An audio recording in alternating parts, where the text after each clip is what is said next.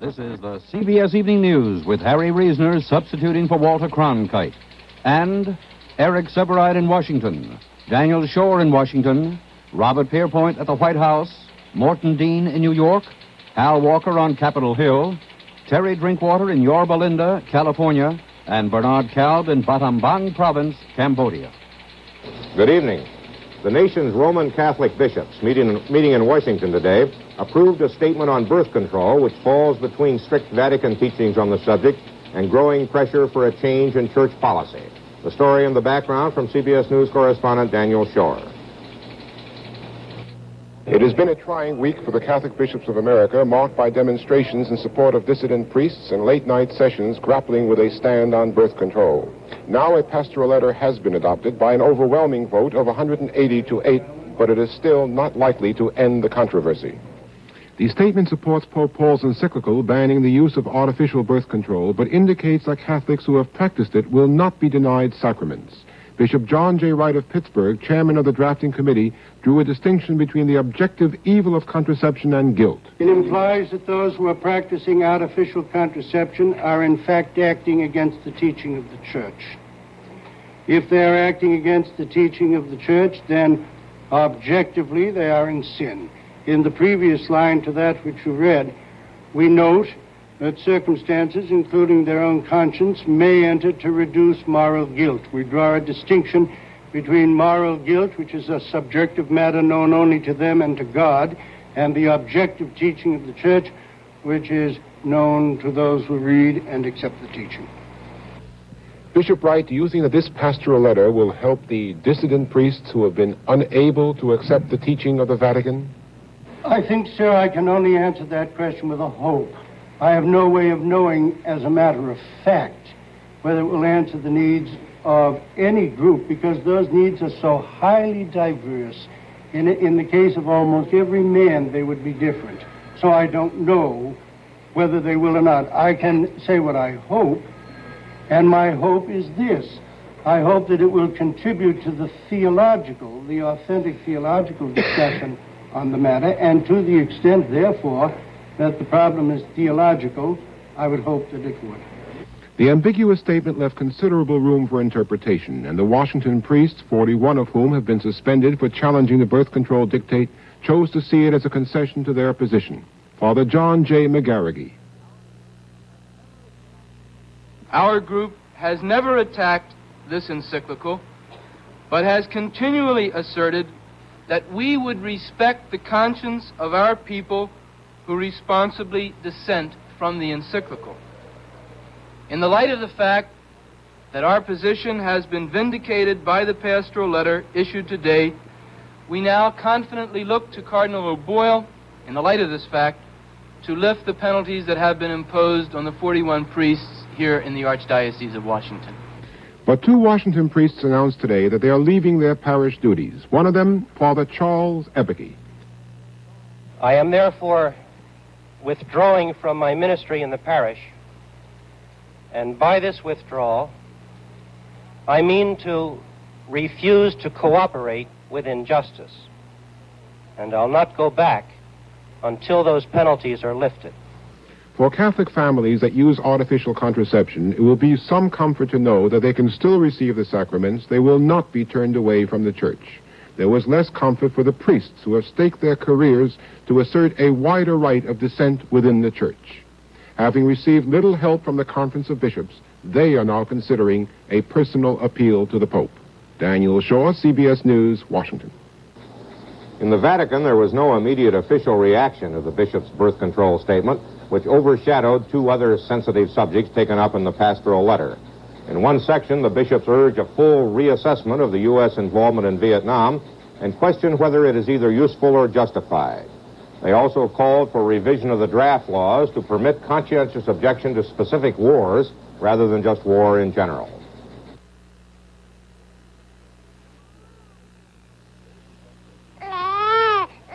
Baby's upset tummy and yours have a lot in common. It's a well-known medical fact that eating too much or too fast can cause pressure and gas. Here's the best solution for baby. For you, Digel, the extra action antacid. Digel not only neutralizes excess acid, it has the extra action of simethicone that breaks up bubbles of gas. Helps you feel better fast. When you eat too well, demand Digel. Watch. There's going to be an accident. For those stinging cuts and scrapes, spray away pain with Solar Cane. Solar Cane stops skin pain faster, more effectively than ordinary first aids that contain no pain-killing ingredients. Solar Cane spray, lotion, or cream all contain benzocaine, medication used by doctors. Stop skin pain with Solar Cane. For minor burns, cuts, and scrapes. Solar Cane. President Johnson today held his first meeting with President-elect Nixon's interim foreign policy representative. And the president used the occasion to reply to Nixon's comments about their understanding on foreign policy decisions. Robert Pierpoint reports. Whatever Mr. Nixon meant to say, what he actually said unsettled the president. To Mr. Johnson, it sounded too much like the president had surrendered some of his constitutional authority. So today, President Johnson, in his own gently firm manner, moved to set the record straight. He called reporters into his Oval Office to meet former Undersecretary of State Robert Murphy, whom Mr. Nixon yesterday designated his liaison officer with the State Department. After warmly praising Murphy, President Johnson settled back for the first question, which, as he expected, was about Mr. Nixon's version of the understanding they'd reached here on Monday. Now, what we discussed, explained the president, and all that we discussed, was selecting an observer for Mr. Nixon to have timely consultations with the Secretaries of Defense and State. Then, with a slight edge to his voice, the president added, of course, the decisions that will be made between now and January 20th will be made by this president and by this Secretary of State and by this Secretary of Defense. No one here really expects major foreign policy differences to develop between the president and the president-elect between now and Inauguration Day. But if they should, clearly, President Johnson intends to resolve them his way. Robert Pierpoint, CBS News, at the White House. Nixon's staff also acted today to clear up any misunderstanding of the agreement between the outgoing and incoming presidents. Morton Dean reports. One of the president-elect's top aides took great pains last night and again this morning to assure President Johnson that Mr. Nixon was in no way attempting to usurp presidential prerogatives in the field of foreign policy. Bryce N. Harlow, who will serve as an assistant to the next president, reportedly telephoned the White House last night to express his own fears that Mr. Nixon's words may have been misinterpreted. This morning, according to another top Nixon aide, the president called back and told Harlow that he had seen Mr. Nixon's statement or a portion of it on television and was puzzled by it. Again, the effort by Harlow to assure President Johnson that his successor was in no way attempting to presume upon the constitutional authority of the president. Despite the president's concern, the Nixon aide implied that all was now sweetness and light. And while it is at the president's discretion to do so, he said, there will be consultation on some foreign policy matters, especially those that the Nixon administration will have to implement. Today in New York, 2 young aides were added to Mr. Nixon's White House staff. We will be involved in the meetings in order to have the proper background to communicate the administration's points to members of the press and discussions when it's necessary. 29-year-old Ronald Ziegler, an advertising man who handled the Disneyland account, will handle White House press functions. Also named as a special assistant was another ad man, 27-year-old Dwight Chapin, who served as Mr. Nixon's personal aide. Nixon met with several leaders, governmental and others today, including Whitney Young, the executive director of the National Urban League. He is the President of the United States, and I respect the office, and I respect Mr. Nixon. And I'm giving him the benefit of the doubt. And I believe strongly that a man is innocent until proven otherwise. Only time will tell as to my judgment in this situation, but at this point I'm encouraged by this conference, both substantively and as well as the spirit and the conviction that the president-elect expressed. Nixon has sent a message to Soviet President Nikolai Podgorny expressing confidence that great strides can be taken toward peace and security in the years ahead. Nixon's message, a reply to congratulations from Podgorny, also called for mutual respect. The Soviet press prominently displayed the president-elect's message. Some absentee ballots still remain to be counted, but it is already apparent that the turnout for last week's presidential election was the smallest percentage in 12 years. The 72 million who cast ballots represented only 60% of the eligible voters. In contrast, in 1964, 62% voted, and in 1960, a record 63.8%. When someone has a cold or flu, a Get Well picture works wonders for the spirit. For the fever, you want the strongest fever fighter you can buy, aspirin. Get Bayer aspirin because Bayer is 100% aspirin, and aspirin is the strongest fever fighter you can buy.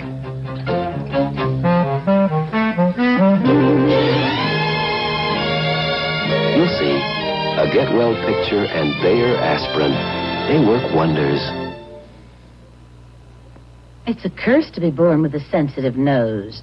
You smell out germs and odors you can't even see.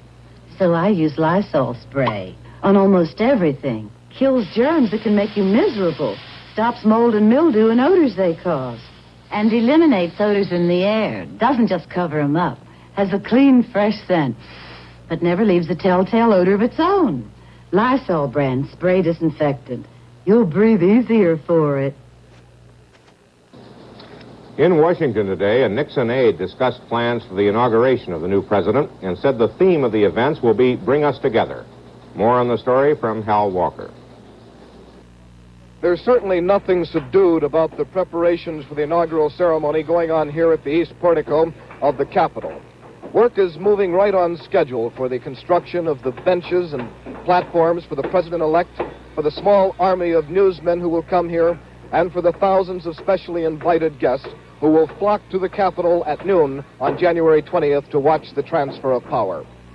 Despite earlier talk of toning down the celebration, President-elect Nixon's inaugural planners say that they will have a 2-hour parade along Pennsylvania Avenue, a concert, 5 inaugural balls, and a whole raft of receptions for very important Republicans coming back into power in Washington. There had been a suggestion that such a celebration would be inappropriate in light of the Vietnam War and the world situation. But today, J. Willard Marriott, chairman of the 1969 Inaugural Committee, explained why Mr. Nixon wants the fanfare. We're not mourning in this country. We are terribly sorry about what's happening in the world, and we're cognizant of the many problems we have in this country. But we're electing a new president, and traditionally, this is what happens when we do elect a new president. I think people enjoy this sort of thing and want to participate in it.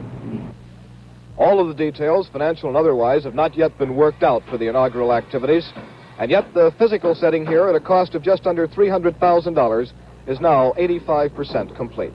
Al Walker, CBS News, at the U.S. Capitol. In the president-elect's birthplace of Yorba Linda in Southern California, a local citizens committee met today to work on plans for taking over and restoring Nixon's first home. The committee says it wants to make it the most impressive presidential birthplace in the country. More on the story from CBS News correspondent Terry Drinkwater. Washington is, of course, getting ready for the Nixon presidency now, and in its own way, so is the small California town of Yorba Linda. Richard Nixon was born here in this very house, as a matter of fact, and out in front of it, a few years ago, someone put up a plaque. It honors him, Nixon, as a former vice president. Well, the plaque will have to be changed, and a great deal else in Yorba Linda will have to be changed, too, because the city fathers want this town to have its place in history, just as Richard Nixon will. The local barber is promoting a new song, which he says will help everyone remember that Yorba Linda was Richard Nixon's birthplace. He plays the song with each haircut, and in fact, the music is heard all over town. There's a house in Yorba Linda that has been there many years. Once this house was filled with laughter and also many tears. In this house a child was born, and his mother prayed that night that he'd grow to be a leader, and he'd always fight for right. Richard Nixon is the man. He'll do everything he can to bring peace to our land through the guiding of God's hand. Where tourists can now see a clothesline and a garage, a library and a museum are planned. Scarcely before the front lawn could be mowed after the election, the visitors started coming. Only a few get to peek inside. The fireplace, for example, in front of which Nixon historians say the president-elect used to study when he was a boy. The reason the inside really isn't open to the public is that the house is still occupied by Vincent Ellingson and his family. Nixon's upstairs bedroom, really an attic, is now Ellingson's storeroom. Downstairs, his daughter's bedroom. Here, Nixon was born on January 9th, 1913. Ellingson pays $80 a month in rent. How does he feel about having to move out and make way for history? Well, we're pretty sad about it. We like the house. We've liked living here. It's kind of secluded. It's off by itself, off the main flow of traffic, and but nevertheless, we had anticipated it, and we did vote for Richard Nixon, and we are happy that he won the election. Trains don't stop here anymore at the depot. Richard Nixon came along just in time to put Yorba Linda back on the map again. With rather understandable pride, the whole town is enjoying its new role. They haven't changed the sign yet, but the official name of this park is now Richard Nixon Park. There's a Richard Nixon School, too. It's located just down the hill from Nixon's home. This is no log cabin, but it is quite enough to make Yorba Linda famous in the years to come. There's been Washington and Lincoln, many presidents before. There's been presidents in peacetime, presidents in war, but there's never been a time when the need was so great to help our friends against aggression and to stamp out racial hate. Richard Nixon is the man. He'll do everything he can to bring peace to our land through the guiding of God's hand. The house where President Johnson was born in Texas is already a popular spot for visitors, but chances are the Nixon birthplace will be an even bigger tourist attraction. That's because Disneyland is very nearby. Terry Drinkwater, CBS News, Yorba Linda, California. Financial experts in London said tonight that a new world monetary crisis may be developing. The British pound today dropped to its lowest level in 10 months, and there were persistent reports that the French franc eventually will be devalued. Over the weekend, France is expected to ask for massive international support at a meeting of European central banks in Switzerland. The U.S. balance of payments, a calculation of what's spent, invested, and traded abroad and vice versa, showed a small surplus last quarter for the first time in more than 3 years. Officials said it showed emergency measures ordered last January are having some effect. But they stressed that there's still a long way to go before reversing the trend toward deficits. Prices closed higher on the New York Stock Exchange today. Volume was more than 15 million shares. The exchange index gained 29 cents.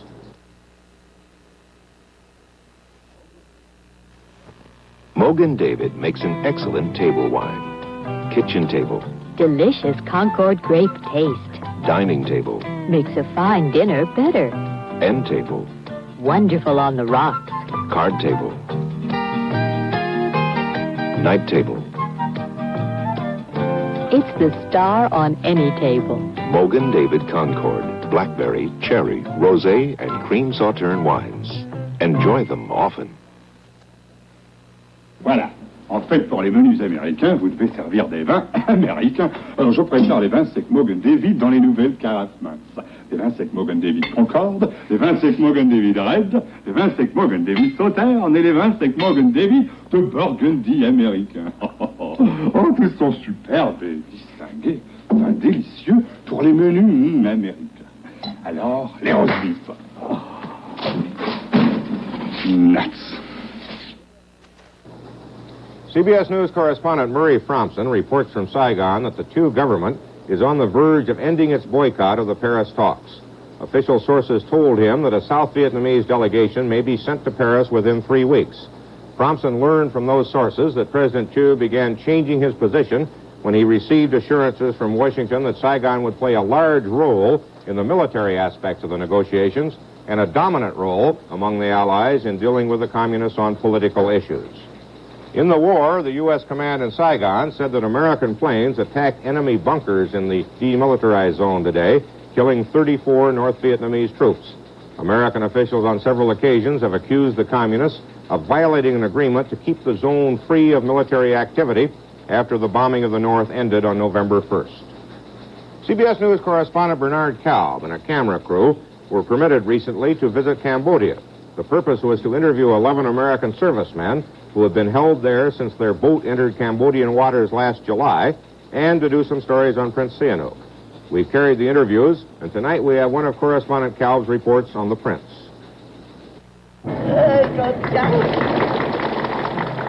To the Cambodians, Prince Norodom Sihanouk, the head of state, is an authentic hero.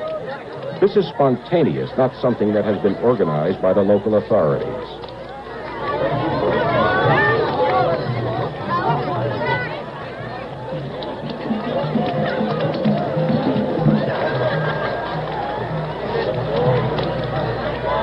This is a traditional ceremony. In Cambodia, we are Buddhist, and Buddhism is a state religion. So every year, after the rainy season, we have to give to the monks, some facilities, It's a very robes and so on. And it is celebrated by the whole people in a perfect communion of spirit. The place is Battambang province in the northwestern part of the country. More than a year ago, the prince accused Cambodia's communists of stirring up a revolt here, and the army then began a cleanup drive.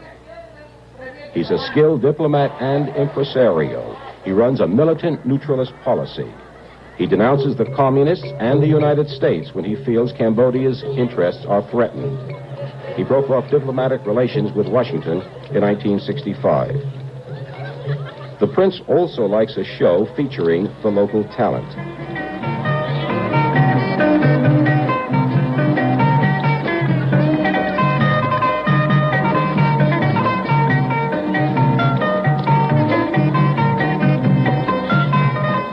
The people donate their money for gifts for the Buddhist monks. As an amateur fundraiser, he must be the envy of the professionals.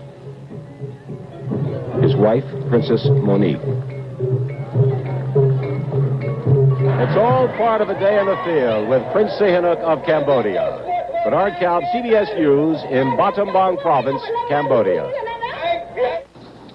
Secretary of State Rusk seemed to imply today that the United States feels that Austria and Yugoslavia come under the protection of the North Atlantic Treaty Organization. NATO is not committed to the defense of either country in the event of an attack. But Rusk reportedly said that both Austria and Yugoslavia are clearly related to the areas of NATO's security interest. Rusk's comments came at a NATO meeting in Brussels during debate on the implications of the Soviet bloc invasion of Czechoslovakia. Russia said today that its Zond 5 spacecraft, almost 2 months ago, carried the first living creatures ever sent around the moon. 2 turtles, some flies, and some worms. The statement said they lost weight, but all survived the trip. There's no report on whether they enjoyed it. Tests are underway to determine any other effects, primarily from radiation.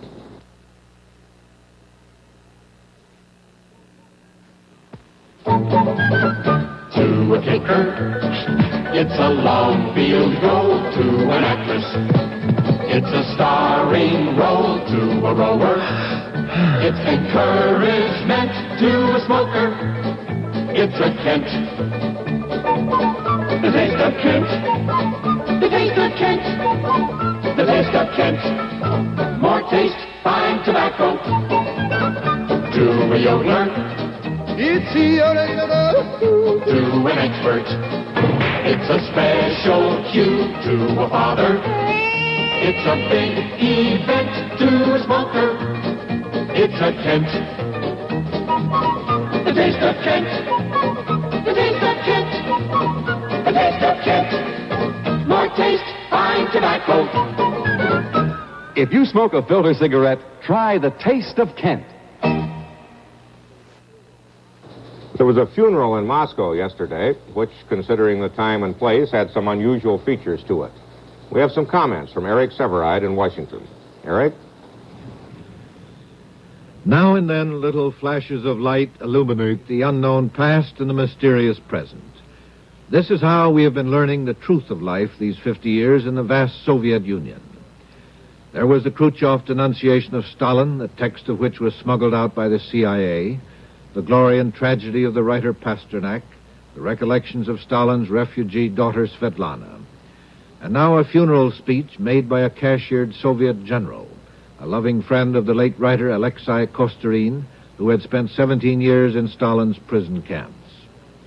The poignant story is public thanks to the enterprise of the New York Times. It describes the service yesterday in Moscow's bleak crematory hall. The small band of brave but frightened friends of the dead writer, who had been officially disgraced by the machinery of state. The stolid faces of official spies, watching them even in their moment of sorrow. The general, Grigorenko, was himself in official disgrace and once imprisoned in a so-called mental hospital for speaking out against the Soviet establishment. His must be an unconquerable spirit. He cried out against the bureaucracy, and he recalled Lenin's warning that nothing in life is so harsh, so soulless. He spoke the names of great writers still living, whose works cannot be read in their own country, some recently gone to the Siberian camps. Kostorin, said the general, believed in man as a thinking being, by nature striving for knowledge, understanding, and his own free soul. For this, he said, Kostorin was hated by those who believe that people exist to create a backdrop for leaders, to applaud them, to believe in them blindly, to endure without murmur, scorn of themselves, and to quack with pleasure when they pour richer fodder into their trough. The funeral speech is another brief candle in the darkness. It would be comforting to believe it will light other such candles into an eventual conflagration. It seems more likely that this is one of the last little flames we will be seeing for a long time. A far bigger fire in Czechoslovakia has been stamped out, and the repression there may well become a true terror. The odds on another long night of Stalinism settling over Russia itself seem heavier right now than the odds on a new birth of freedom. Harry? That's the news. This is Harry Reasoner for Walter Cronkite, who will be back on Monday. Good night.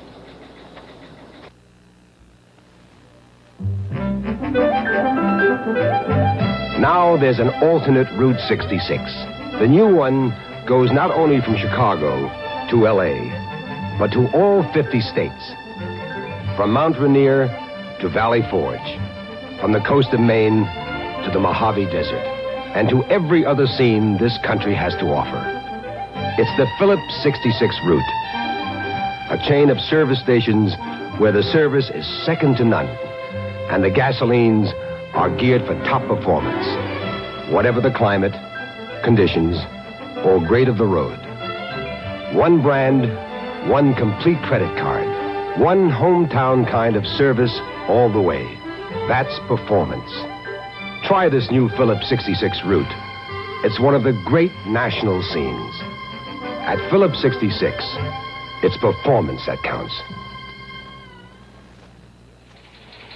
Direct from our newsroom in New York, in color, this has been the CBS Evening News with Harry Reasoner substituting for Walter Cronkite.